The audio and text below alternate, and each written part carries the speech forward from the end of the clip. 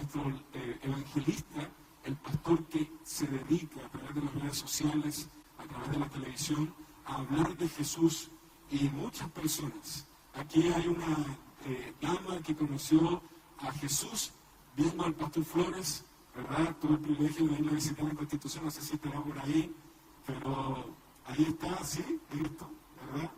Y tuve el privilegio de ir a visitar a tu casa y tú nos decías, conocí a Jesús, ¿verdad? Porque un día en una situación desesperada prendí la televisión y ahí estaba el pastor Flores hablando del amor de Dios y ella está aquí hoy. Yo a conocer al pastor Flores en vivo y en directo, no por la persona, sino por el instrumento que hace la persona de ser un siervo de Dios. Y mi pastor va a seguir en Panamá y no va a descansar esa voz, y luego va a Concepción, así que vamos a dar la bienvenida al siervo del Señor, que hoy tiene la investidura del Espíritu Santo, para que pueda en este momento tener la autorización para abrir las Sagradas Escrituras. Les saludamos, ¿verdad? La Iglesia Adventista acá en la Misión Central, nuestros amigos que nos acompañan. Pastor Joel, bienvenido. Que el Señor sea con usted en la exposición de la palabra. Es un grato privilegio darle la bienvenida en este momento.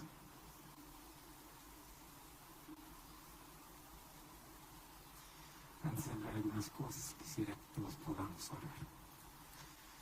Querido Dios, gracias por este momento tan especial. Tus hijos están aquí reunidos, no para participar solo de un evento. Estamos aquí para tener un encuentro con Jesucristo. Y esta noche, Señor, que tu palabra al ser expuesta pueda mostrarnos a Jesucristo en gloria y majestad. Que nuestros corazones, por más duros que perezcan, hoy puedan ser rendidos a tus pies. Gracias por estas lindas personas, familias, que dejaron sus actividades en casa, compromisos. Ellos debieran estar haciendo en este momento cualquier otra actividad.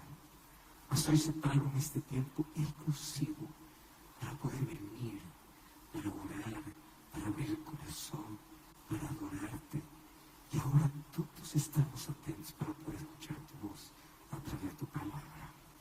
Que tu Santo Espíritu soberano pueda una vez más demostrarnos su poder que tiene para poder compensar, abrir nuestros ojos, hacernos ver una realidad que antes jamás veíamos.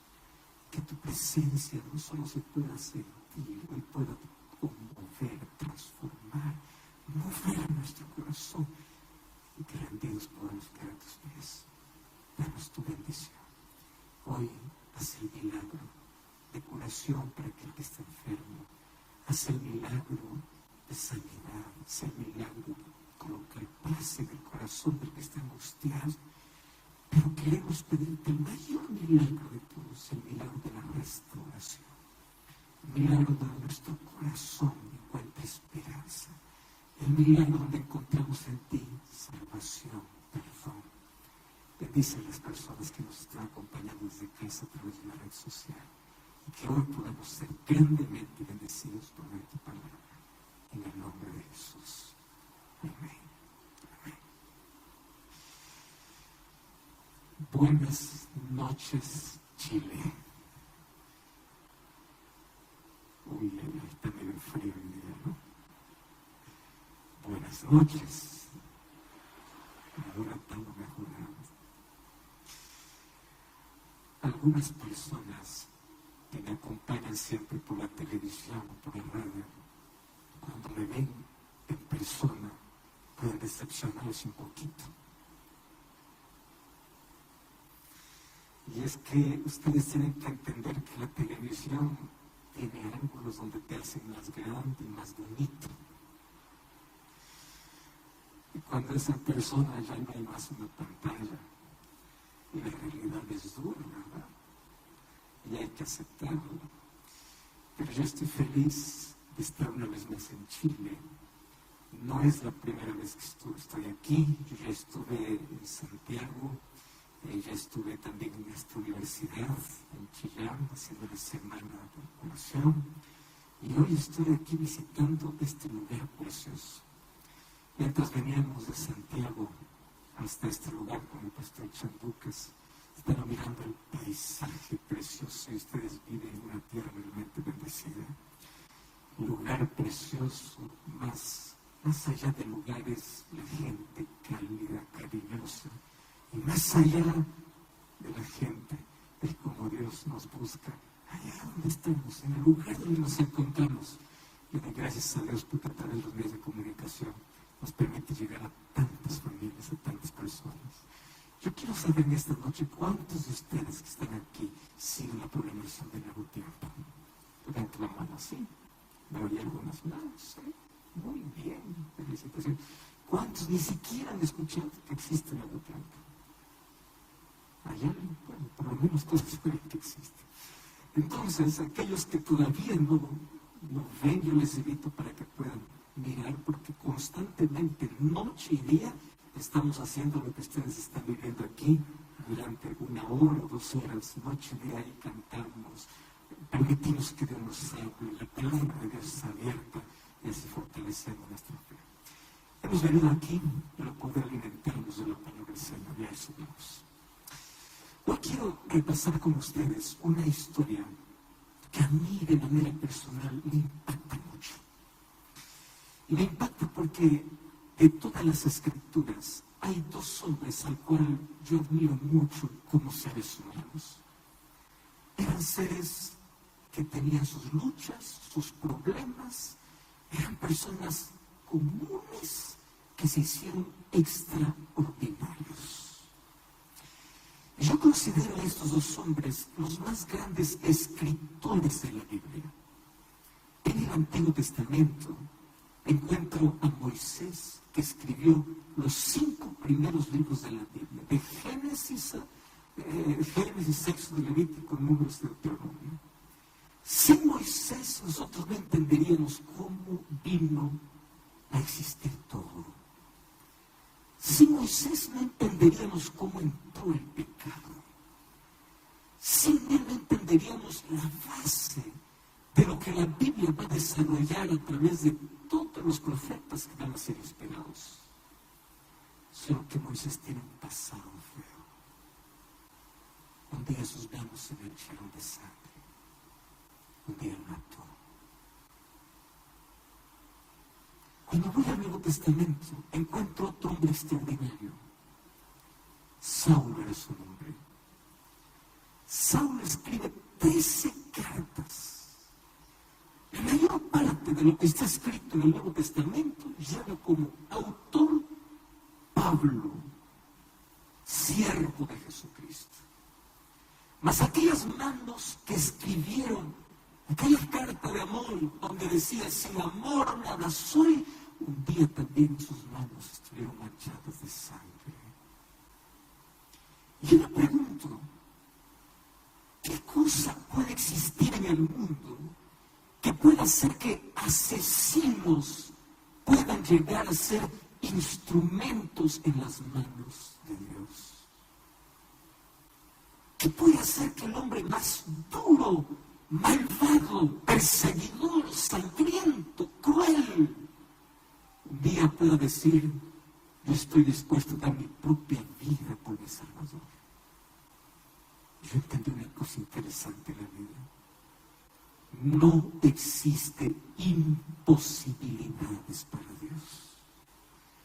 Y si esos 2 ex asesinos un día se encontraron con Cristo, cambiaron su vida, quiere decir que cualquier persona en este mundo puede alcanzar la salvación. Que cualquiera puede ser un instrumento que Dios puede levantar. Porque una cosa quiero que entiendas, nadie se perderá por su pasado oscuro. Nadie se perderá por haberse hundido en el pecado. La gente se perderá por haber rechazado la gracia, la oportunidad, la salvación. Entonces hoy quiero que entiendas lo primero. Tu pasado no define tu salvación. Lo que define tu salvación es la gracia de Jesús. Es Cristo.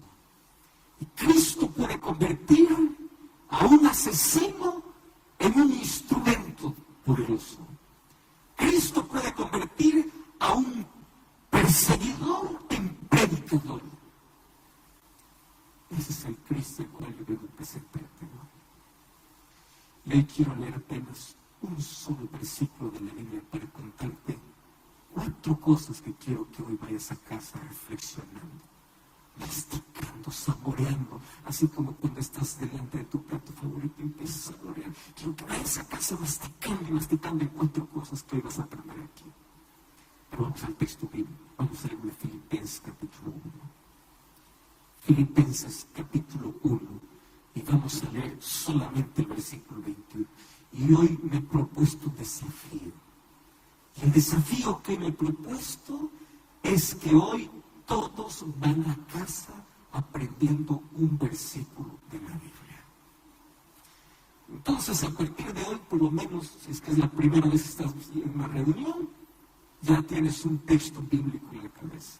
Tú que estás ahí del otro lado, estás allí acompañándome por YouTube, por Facebook, por cualquier red social, tú también repite allí en casa. Estás con Biblia, abre tu Biblia, porque vamos a aprender y aquí vamos a estar 4 lecciones para nuestra vida. ¿De acuerdo? Muy bien. Vamos entonces, Filipenses capítulo 1, versículo 21. Quien escribe esta carta es aquel hombre del cual estoy hablando, llamado Pablo. El versículo 21 dice así. Yo lo voy a leer primero y luego quiero escuchar sus voces. ¿Está bien? Yo voy a comenzar. Dice así: porque para mí el vivir es Cristo y el morir es ganancia. ¿Ustedes creen que podemos aprender algo tan pequeño? ¿Se puede? ¿Es posible? Vamos a leer entonces primero leyendo allí la Biblia. ¿Está bien? Vamos a la voz de 3. 2 y 3.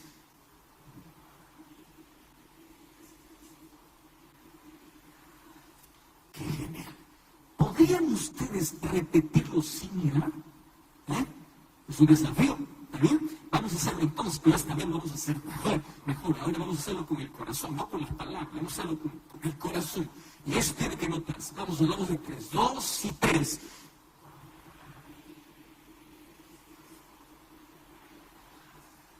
¡Qué lindo! Ajá. Ustedes ya se dieron cuenta que hay tantas cosas que hablamos y no vivimos. Muchísimas cosas. Pero por lo menos hoy tenemos que entender aquello que hemos hablado. Yo voy a comenzar haciendo una pregunta que considero fundamental. ¿Cuántos de ustedes creen que Jesucristo se merece toda nuestra vida? Amén. ¿Cuántos de ustedes creen que nuestra vida debe estar en torno a Jesucristo? Amén. No estoy convencido. ¿Cuántos de ustedes creen que Jesucristo tiene que ser el centro, tiene que estar sobre todo en la vida? ¿Cuántos de ustedes creen? Levanten la mano, levanten su mano. Muy bien. Y luego tengo una noticia media mala. Es muy fácil decirlo. Muy fácil. Mira qué lindo. ¿Quién es Dios soberano y todopoderoso? Dios está por encima de todo. Hasta que se me presenta un trabajo que me ofrece un poquito más. Dios está la próxima. Dios es milagroso, es poderoso. Dios es bueno. Hasta que viene la crisis, viene la enfermedad y comienzo a renegar contra Dios. Dios es todo en mi vida. Hasta que una persona viene y me desanima. ¿Saben qué? Decir esto, para mí el vivir es Cristo, no es un verso, no es teoría. Por eso quiero explicarte en esta noche 4 cosas interesantes. ¿Qué significa para mí vivir es Cristo? ¿Quién lo escribe? Pablo. Y cuando yo veo a Pablo que él no escribe porque se escucha bonito. No. Él escribe por experiencia. Déjame contarte algunos detalles de su historia. ¿Tú sabías que Pablo, considerado el mayor teólogo inclusive del Nuevo Testamento, Pablo era contemporáneo de Jesús? Cuando digo contemporáneo, quiero decir que más o menos tenían la misma edad. Vivieron en la misma época, solo que en regiones totalmente diferentes. Mientras Jesús jugaba como niño, porque él nació como niño. Mientras mientras jugaba como niño por allá en las calles de Nazaret, allá Pablo jugaba como niño en las calles de Tarso. ¿Dónde queda Tarso? Tarso era una de las principales ciudades de Cilicia. Yo estuve allí viendo una de las cosas interesantes que tenía Cilicia y el lugar donde Pablo se desarrolló. Es que Pablo creció en una de las 3 principales ciudades donde tenía renombre por tener la mejor educación del mundo. ¿Estás entendiendo? Él creció en uno de los lugares de más cultura, de más educación. Tanto así que Cilicia y Tarso, que era una ciudad comercial, era una ciudad donde había mucho turista. Y eso les obligaba a que todos los que vivían en ese lugar hablasen varios idiomas. Por eso es que Pablo un día dice: yo hablo idiomas más que todos ustedes. Pablo era un políglota. Y él creció entendiendo idioma. Y él creció absorbiendo la filosofía. Tú vas a encontrar muchos términos. Incluso él hace mención a algunos poetas griegos. Es uno de esos discursos que él hizo en Atenas. Un hombre culto, políglota, inteligente. Pero su padre era judío. Probablemente nació en Palestina. Su padre era uno de aquellos que salieron de Jerusalén allí para vivir en una de las ciudades del Imperio Romano. Solo que su padre, obviamente, le inculcó la Biblia, la palabra, la religión, la fe. Y Pablo se destacaba. Inteligente, brillante, se educó en una de las mejores universidades, vamos a decir. Cuando él tenía apenas 12 o 13 años de edad, él viajó desde Tarso y fue hasta Jerusalén para poder recibir la mayor educación que existía, que era la educación a los pies de un hombre erudito, reconocido y renombrado, llamado Gamaliel. ¿Y para qué cosa se estaba educando? Pues para ser un fariseo. Y cualquiera no podría serlo. Tenía que recibir o tener ciertas características. Tenía que pasar fases, etapas.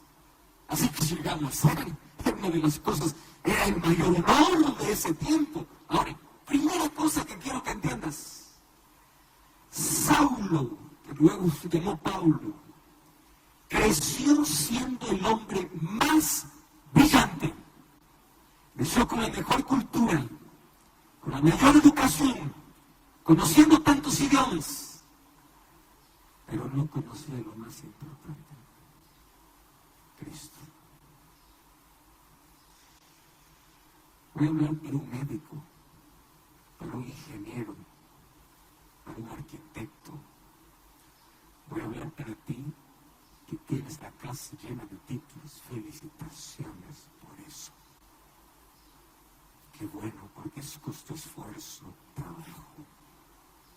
Fue difícil, lo sé. Mas todos los títulos que tú puedas tener en la vida, todas las cosas que tú puedas tener de cultura, de educación, de oportunidades, todo es vacío si uno conoce a Jesús.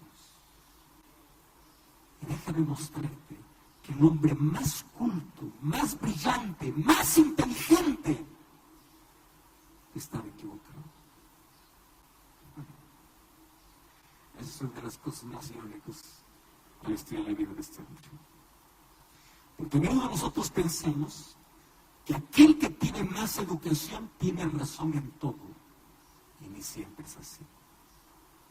Porque una cosa es tener inteligencia y otra cosa es tener sabiduría.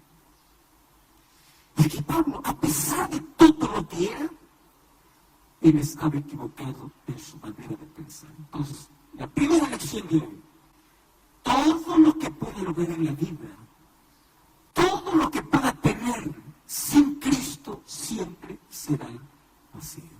Vamos a la segunda. Segunda lección importante.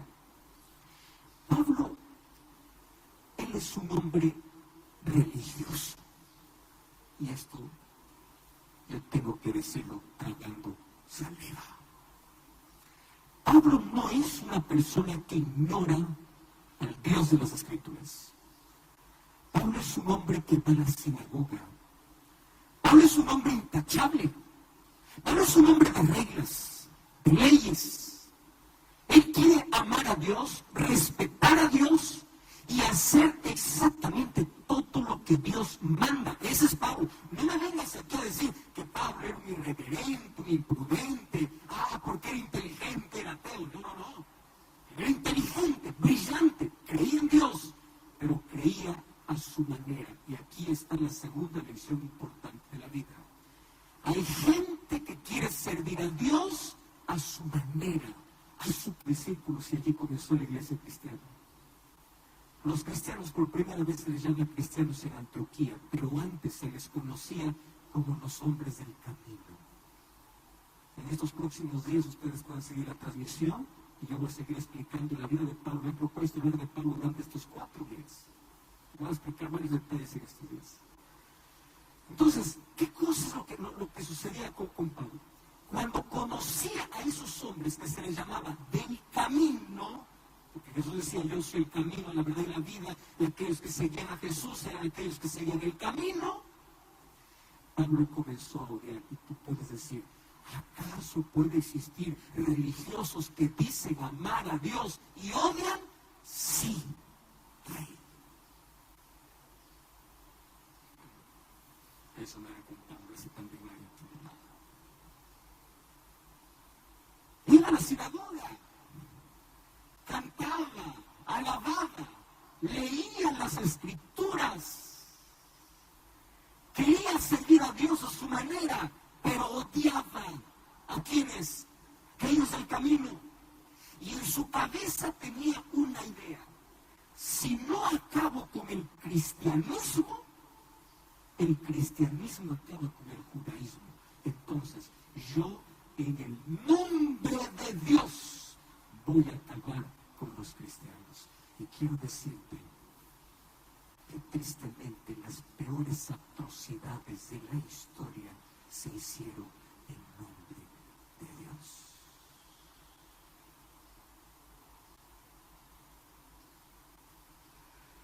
¿Tú crees que eso acabó?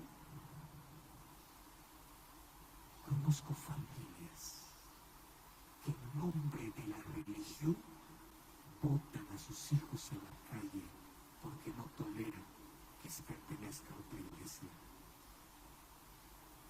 ¿En nombre de qué? De Dios. Conozco gente que sufre por causa de su fe. La misma familia hace la vida imposible, se entromete, le hace la vida a cuadritos. Eres cristiano, eres religioso. A partir de ahora, ay de ti si cambias de iglesia, ay de ti si cambias de religión, ay de ti que estés. Rompen la libertad. Y hay tantos padres que tienen a sus hijos de rehenes, pero no solo padres, hay tantos pastores que tienen a su iglesia de rehenes. En el nombre de Dios. ¿Cuál era el problema de Pablo? Pablo tenía un problema simple. El problema. Y yo pienso que hago un favor a Dios. Escuchen aquí.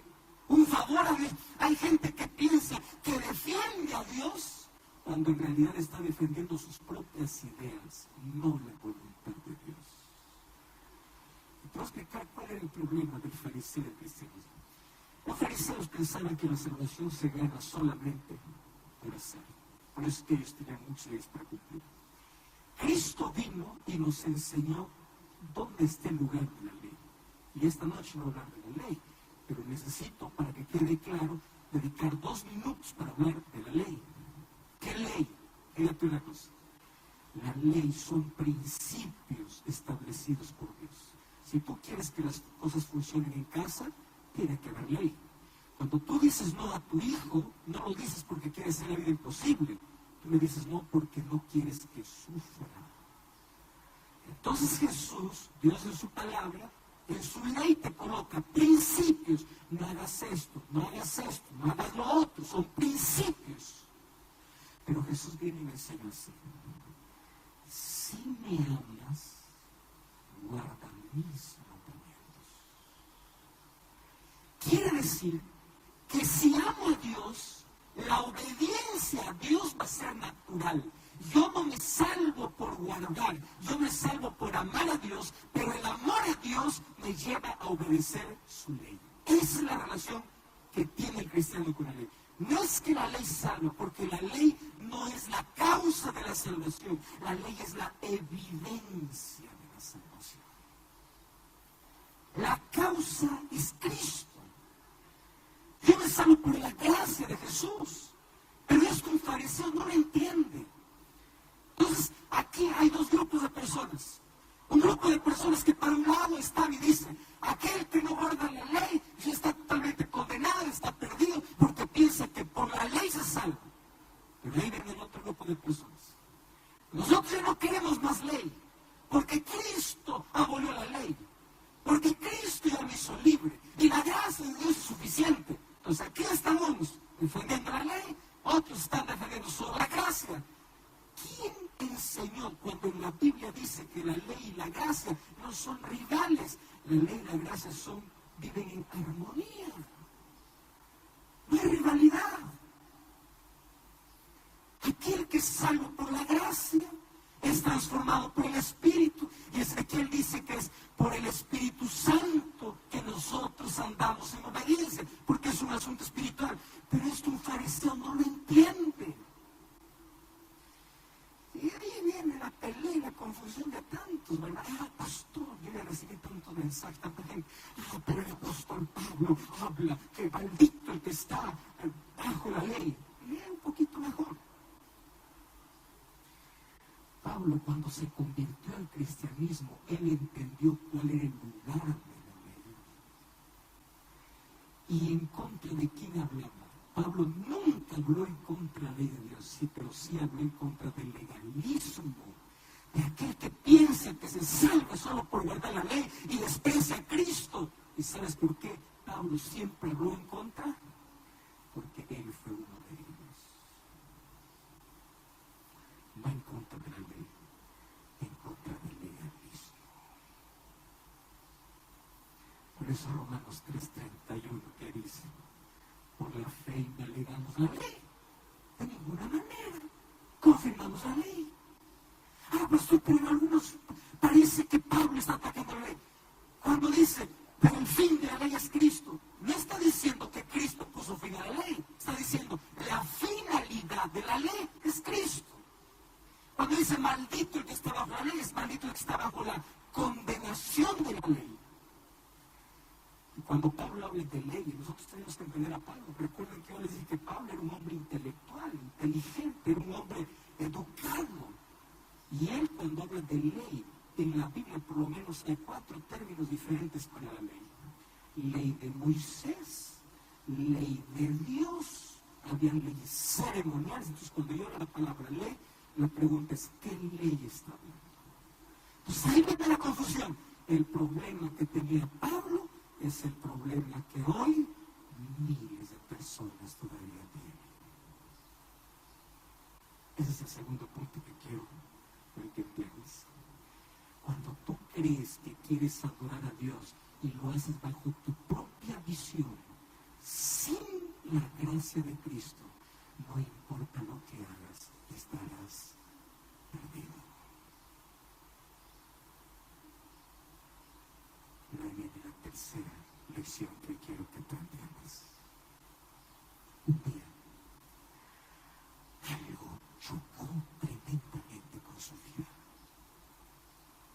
¿Sabes qué cosa le chocó? Hechos capítulo 7.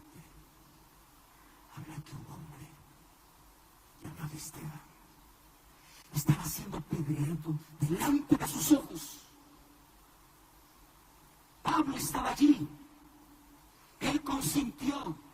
Imagino la sonrisa de él diciendo, uno menos. Aquel que amaba, dice amar a Dios, seguía su propia religión, odiaba a su prójimo. se alegraba con la muerte de los cristianos. Pero hay algo que Pablo jamás pudo sacar de la mente, jamás. Me imagino aquellas noches de insomnio que pedías, es que lo tuvo en sus ojos, estaba el rostro de Esteban que resplandeció como de un ángel, y cuando miró al cielo dijo las mismas palabras que Jesús dijo en la cruz, y dijo así: Padre, perdónalos porque no saben lo que hacen. ¿Sabes por quién estaba orando Esteban? Por Pablo. Escúchame una cosa. Ora por aquel que te pelea. Ora por aquel que es duro. Por aquel que dices es que nunca se va a rendir. Esteban nunca supo el final de Pablo, porque él murió ese día. Pero yo no me quiero perder ese encuentro cuando Esteban ve a Pablo en el cielo. Jamás olvido Pablo. Una cosa, yo persigo a los cristianos para matarlos. Y cuando yo mato cristianos mientras ellos mueren, ellos oran por mí.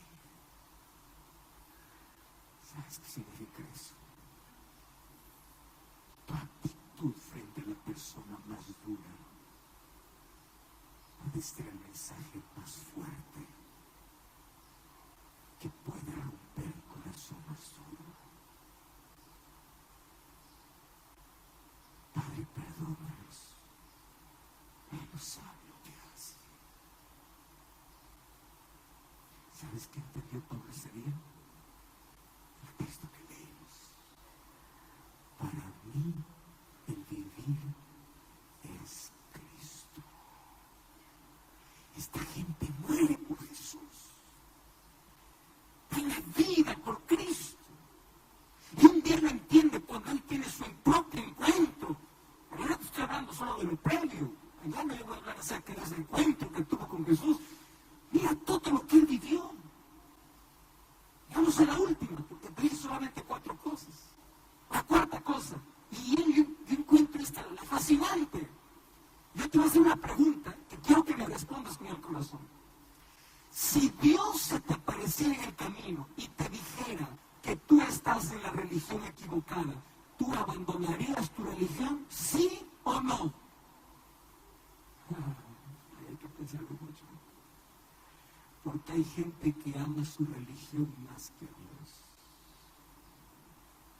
¿Quieres para hacerte un ejemplo con Pablo?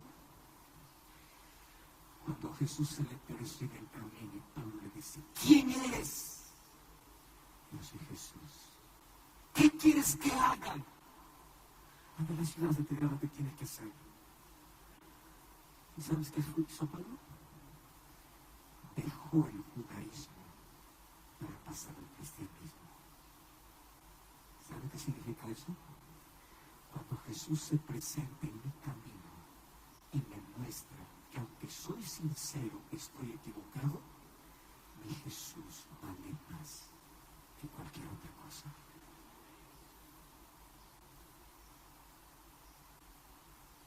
Yo recibo mucha gente cada año para hacer el programa de vida fácil. Cómo sufro con la lucha de personas de diferentes denominaciones que asisten al programa. Pastor, yo entiendo, sí, la Biblia dice.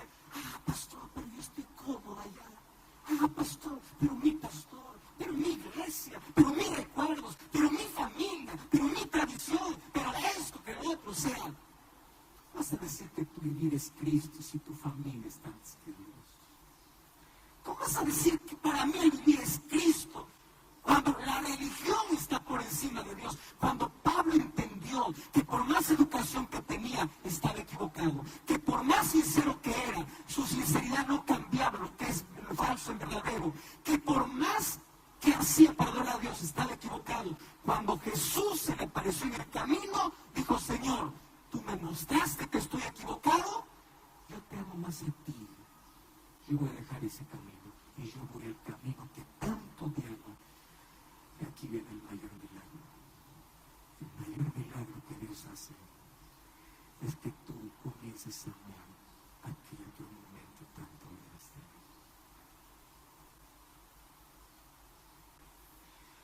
Antes de su encuentro con Jesús, el corazón solamente tenía espacio para odio. Después de su encuentro con Cristo, el corazón solo había espacio para Jesús. Cuatro cosas, no te olvides. Pues hoy yo quiero hacerte una pregunta para ti. ¿Realmente para ti tu vida es Cristo? ¿Qué se está poniendo entre tú y Jesús? ¿Una excusa tonta? ¿Un trabajo que no puedes soltar? ¿Un compromiso que es más valioso? ¿Qué cosas se están poniendo entre ti y Jesús? ¿Qué cosa? Pablo me enseña que mi vida solo debe ser Jesús. Yo quiero que donde tú estás, ya no lo digas con fuerza, dilo de la manera más suave posible y repite conmigo el texto de Filipenses 1:21 y vamos a hacerlo y vamos a decir todo.